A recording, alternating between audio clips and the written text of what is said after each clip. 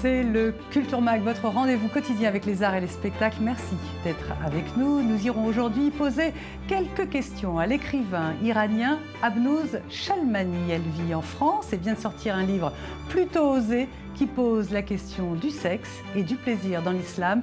Le titre de son livre, Khomeini, Saad et moi. Dans ce journal, nous vous emmènerons écouter le grand musicien africain Touré le Vieux. Cette star du Mali est le fils du célèbre Ali Farka Touré. Le Vieux vient de donner un concert avec l'une des stars de la chanson israélienne, Idan Rechel. Les caméras du Culture Mag étaient là. Et puis dans la série Portfolio, nous recevrons Axel Sachs. Après avoir saisi la Nouvelle-Calédonie, le Liban, le Mexique, après le monde du luxe et les chefs d'orchestre, Axel Sachs a posé son appareil dans la complexité d'Israël.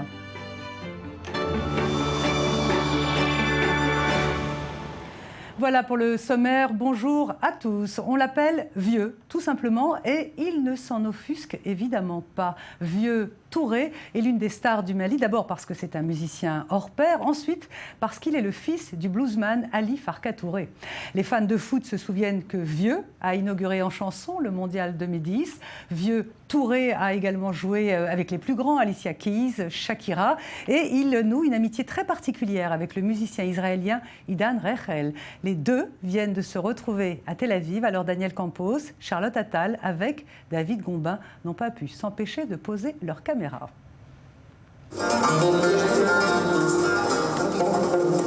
Si Israël et le Mali n'entretiennent officiellement aucune relation diplomatique, cela n'empêche pas les relations artistiques de fructifier. La pop star israélienne de la world music, Idan Rachel, et le guitariste malien Vieux Farka Touré ont mis en commun leur créativité, leur amour de la musique et leur amitié au service d'un beau projet. C'est suite à une rencontre inattendue dans un aéroport berlinois que les deux se lient d'amitié. Le musicien israélien est un fan de Vieux et de son père, le légendaire bluesman africain Ali Farka Touré. C'est en 2012 que Vieux se rend pour la première fois en Israël où il joue à l'opéra. Suite à ce concert, il rejoint Idan Rechel dans son studio pour une longue jam session en compagnie du bassiste Yossi Fine. Le résultat de ces improvisations, un album, les Tel Aviv Sessions, publié en 2013 chez Kubacha Records. Pour moi, à chaque fois qu'on joue ensemble, on ressent une connexion très spéciale, même si on ne se voit pas souvent. À présent, Idan Rechel et Vieux Farka Touré préparent leur second album en commun, The Paris Session. Ce mois-ci, Vieux est revenu en Israël pour 2 concerts au Zappa d'Herzliya, dans la banlieue nord de Tel Aviv. Nous, les artistes, on n'a pas besoin de la diplomatie pour aller faire le concert quelque part. Si Idan veut venir au Mali demain, il vient faire un concert là-bas. Il n'a pas besoin de demander un déplacement. D'ailleurs, je l'ai invité, mais bon. C'est la même chose qu'on m'a dit. Non, le Mali n'a pas de diplomatie avec l'Israël. C'est vrai. Mais moi, je suis là. Je n'ai pas besoin de la diplomatie du Mali pour être là. Voilà. Donc, ça c'est des trucs politiques. La musique de ce collectif se révèle être vraiment envoûtante. Les solos de guitare de Vieux Farka Touré, autant à l'électrique qu'à l'acoustique, combinés aux 12 accords du piano d'Idan Rechel, nous entraînent pour un voyage imaginaire et multiculturel depuis la ville natale de Vieux Niafunke jusqu'au Tel Aviv d'Idan Rechel. Je suis née à Casablanca au Maroc et cette musique me rappelle mon enfance. Nelson Mandela disait « La politique peut être renforcée par la musique, mais la musique a une puissance qui défie la politique. » Voici la réponse. Ces pays n'ont pas de relations politiques. Ils n'ont pas d'ambassade, mais je pense que c'est l'art qui les rapprochera.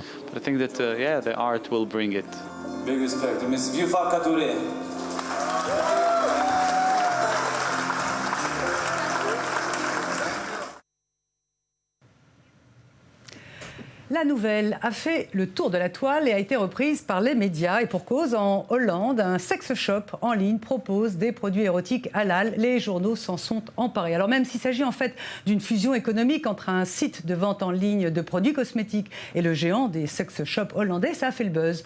Pourquoi ? Qu'est-ce qui fait mouche là-dedans ? Nous sommes avec l'écrivain iranien Abnouz Shalmani. Bonjour Abnouz, merci d'être avec nous. Bonjour, merci de m'avoir invité. Vous venez d'écrire votre premier livre titré Khomeini, Saad et moi. Abnouz Shalmani, pourquoi, à votre avis, dès qu'il s'agit de sexe et d'islam, les médias accourent-ils ? Parce qu'on n'a pas l'habitude et peut-être parce que les barbus réagissent tout de suite quand il s'agit de sexe et d'islam et que ça fait monter la mayonnaise de tous les côtés. C'est certainement pour ça. C'est censé ne pas aller ensemble alors qu'il y a une vraie culture érotique dans l'islam mais qu'on a tendance à l'oublier puisque ceux qui prennent la parole sont les islamistes et qui refusent de voir la culture et qui ne voient que le culte. Alors ça tombe bien parce que sur le site de ce magasin en ligne, on peut y lire que les produits respectent la charia et la loi islamique. Je sais qu'on peut lire tout et son contraire dans les textes religieux, mais quid du plaisir et du sexe dans l'islam ? Je pense qu'il est pareil dans toutes les religions, dans toutes les civilisations. C'est vrai que l'islam semble plus permissif puisqu'il n'y a pas vraiment d'interdit à l'intérieur du couple à partir du moment où il y a mariage. Il y a consommation et certains peuvent aussi voir dans le texte une glorification du corps, mais c'est des traditions qui sont extrêmement lointaines et qui aujourd'hui ont beaucoup de mal à s'exprimer. Abnouz Shalmani, vous êtes né en Iran, vous êtes exilé en France depuis 1985. La légende dit que face aux barbus, enfant, vous avez déambulé toute nue à l'âge de 6 ans. C'est vrai ou c'est des oui. C'est pas une légende. Ça va finir par devenir une légende, mais ce n'est pas une légende. J'avais 6 ans. Et je crois qu'au début, c'était effectivement un acte très enfantin. C'était une manière de me débarrasser de ce vêtement gris qui me couvrait vraiment de la tête aux pieds et qui faisait chaud et qu'on était au mois de mars. Et je me suis mise nue, j'ai gardé mes culottes et je me suis mise à courir dans la cour. Et les corbeaux, donc les femmes avec leurs tchadors, sont mises à me courir après. Et il y en a une qui est tombée. Alors là, pour une enfant de 6 ans, faire tomber un corbeau, c'était merveilleux. Donc j'ai recommencé pendant à peu près 1 an. Et vous ne cessez pas d'ailleurs. Alors vous venez de sortir un livre aux éditions Grasset qui est titré Khomeini, Saad et moi. C'est un drôle d'objet. Hein. Alors c'est à la fois un récit intime et en même temps une chronique politique de vous en France, c'est ça ? C'est ça, j'alterne. Il y a le récit et je l'ai traité sur le mode humoristique. Donc évidemment que j'ai accentué ce qu'il y avait de drôle. Donc j'ai joué avec la réalité. Pour dédramatiser tout ça et faire rire. C'est le meilleur moyen qu'on a trouvé pour respirer. Et c'est alterné avec une sorte d'essai qui est comment moi, en tant qu'exilée, enfoulardée en Iran petite, je réagis face aux attaques au corps féminin, à la politique en France, à la société, etc.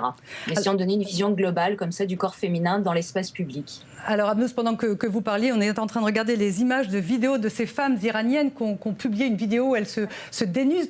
Comment ont réagi vos amis et votre entourage après la lecture de votre livre ? Est-ce qu'il circule en Iran, par exemple ? Ah non, je crois pas. Enfin, peut-être que je crois que mon père en a envoyé 2 à ma famille qui est restée en Iran, mais non, il ne circule pas plus que ça, si ce n'est dans le cadre familial. Abnouz, on a le sentiment que le combat féminin en terre d'islam est plus difficile qu'ailleurs. Est-ce que c'est si difficile que ça ? Je pense que c'est difficile, oui. C'est plus difficile aujourd'hui qu'ailleurs, parce qu'effectivement, il y a des tenants d'une nouvelle morale qui voudrait réduire la femme à un être inférieur et surtout à la victimiser. Et c'est pas possible parce qu'une société ne peut pas être saine, même économiquement, si les femmes ne sont pas partie prenante dans la société. Abnouz Shalmani, c'est ma dernière question. Est-ce que entre les clichés sur la sensualité orientale, les plaisirs du corps, les danses du voile, etc., et la chape de plomb qui s'abat sur les femmes dans les pays arabes, est-ce qu'il y a une place et laquelle est-elle ? Oh, c'est ni l'un ni l'autre. Je ne pense pas que les femmes orientales soient plus sensuelles que les femmes occidentales. Tout ça ne sont que des constructions politiques et elles réagissent par rapport à aujourd'hui, aux événements qui se passent. Depuis le 11 septembre, il y a un renfermement réel de l'islam sur ce qu'elle pense être sa vérité, mais les femmes orientales ne sont pas plus sensuelles ni moins. C'est une question de personnalité et c'est une question de perception. Merci beaucoup Abnouz Shalmani. Je rappelle le titre de votre roman, Khomeini, Saad et moi, c'est publié aux éditions Grasset. Merci. Merci à vous, à très bientôt. Au revoir. Une interview enregistrée juste auparavant. À suivre dans ce magazine Culture, le portfolio du photographe Axel Sachs. En attendant, voici les highlights, l'agenda des concerts. Si les comédies musicales qui reprennent les répertoires d'artistes ou de groupes connus existent depuis toujours, Holler If You Hear Me amène un genre nouveau à Broadway en reprenant plus de 20 chansons du célèbre et regretté Tupac Shakur. En introduisant armes, vie de gang et langage de rue aux habituelles scènes de Broadway, Holler If You Hear Me mêle le culte du rap et du slam avec Saul Williams dans le rôle principal. Glastonbury, c'est parti. Ce festival de musique est l'un des plus iconiques au monde. En place depuis 1970, on y retrouve chaque année pluie, boue et rock'n'roll. L'édition 2014 accueille des groupes comme Arcade Fire, Pixies ou encore Metallica. Les habitués du festival comme Dolly Parton et Blondie se mélangeront aux nouveaux venus comme l'un des duos électro les plus adulés par la critique, Disclosure. Le festival de Glastonbury, c'est du 25 au 29 juin. Hiva Kafri, gagnante du Rapaport Award dans la catégorie Jeune peintre israélienne, présente sa première exposition avec ses œuvres abstraites et colorées au musée d'art de Tel Aviv. Son travail est caractérisé comme la parfaite balance entre spontanéité sauvage et précision exécutée avec soin. Ses œuvres originales permettent de multiples perspectives sur des formes identiques. L'exposition d'Hiva Kafri, c'est jusqu'au 27 septembre. Et nous avons dans le studio le photographe Axel Sachs. Bonjour, vous êtes l'invité de la rubrique Portfolio. C'est un artiste qui vient expliquer dans le Culture Mag ses photos. Axel, donc bonjour. On connaît de vous vos images de pub, des images de patrons de bois, des reportages. Vous étiez au Mexique, en Guyane, au Liban. Et depuis 10 ans, vous venez en Israël avec votre Leica et vous sortez chez Stematsky ce livre israélien, qui est un très très joli livre. Est-ce que vous avez voulu capturer en images ce pays? C'est pas un peu ambitieux? C'est un pays complexe? Oui, c'est un pays très complexe, mais en fait, mon idée, c'était pas vraiment de montrer réellement le pays, de montrer une réalité, c'était beaucoup plus de montrer le pays qui, moi, me touche, le pays qui m'impressionne depuis toujours. Et c'est plus au niveau des sentiments qu'il était intéressant pour moi de travailler, de montrer mes impressions. Alors l'exercice de Portfolio, c'est de commenter une image. Je voudrais qu'on en regarde une et que vous nous expliquiez pourquoi cette image. Voilà, cette image-là. Pourquoi vous avez... Alors, cette image, je l'ai trouvée très intéressante. En fait, elle m'a fait penser c'est au tableau de Vermeer, je crois, la fille à la perle. À la perle, jeune femme à la perle. Voilà, la jeune fille à la perle. Oui, exactement. Et c'est dans le cadre d'un programme que l'armée israélienne a créé, qui s'appelle le programme Amir, qui permettait aux jeunes Éthiopiens de devenir officiers. Donc c'était dans une base où ils m'ont autorisé à travailler plusieurs fois et où j'ai trouvé cette fille que je trouve absolument magnifique. Axel Sachs, dans ce livre, on peut lire, parce qu'il est préfacé, commenté par le poète Serge Waknin, que votre réalité d'Israël, c'est une réalité qui échappe à la presse internationale, qui échappe aux élites et même aux touristes. Ça veut dire quoi? Vous avez Oui, parce qu'en fait, Israël, je trouve que c'est un pays qui est bourré les gens ont énormément de fantasmes au sujet de ce pays. Et pas faux. Voilà, et ils montrent jamais vraiment la réalité. Et Israël, c'est un pays, c'est un peuple. Les Israéliens sont vraiment un peuple, un petit peu comme tous les peuples dans le monde, avec des strates sociales. Et il est extrêmement construit. Et c'est ça qui m'intéressait de montrer et de sortir toujours de cette vision un petit peu caricaturale qu'on a toujours, soit l'armée, les religieux ou autres. Alors, ça m'ennuie de le dire et en même temps, il me semble que c'est important. Vous n'êtes pas juif, vous êtes lié à ce pays uniquement en tant que photo-reporter. Je trouve qu'il y a des photos très tristes, des photos qui parlent d'isolement, d'immigration, de pauvreté. Ça casse beaucoup le mythe, à l'heure où pas mal de juifs veulent venir ici en Israël. Vous avez... En fait, moi, je trouve pas que ça casse le mythe parce que Israël est un pays d'immigrants. C'est vrai que les toutes premières générations d'immigrants souffrent à chaque fois quand elles arrivent. Les parents ont du mal à se retrouver du travail. Mais les enfants derrière, généralement, ont des développements qui sont très impressionnants. Donc, c'est pour ça que, par exemple, chez les Caucasiens, par exemple, on voit les parents qui ont beaucoup de mal, qui restent dans des traditions, et les enfants qui montent, pareil chez les Éthiopiens, pareil chez les Russes. Et c'est pour ça que je trouve qu'au contraire, il y a beaucoup d'espoir. Bah, c'est bien. Alors, israélien en hébreu et en français, préfacé par le metteur en scène et poète d'ailleurs Serge Wakni. Les textes sont très très jolis, les images sont magnifiques. 29 € et c'est publié aux éditions Sematsky. Et on espère qu'il va être également disponible en ligne bientôt sur votre site. Absolument. Merci beaucoup. On va se quitter avec Merci, vous Valérie. en musique. Merci de votre fidélité. On va se quitter justement avec Vieux Touré en compagnie de Idan Rachel et la musique est titrée Mon amour. À demain, merci, même heure. Ne t'en va pas, je dirai. Ne me laisse pas seul, mon amour. Ne me laisse pas seul encore.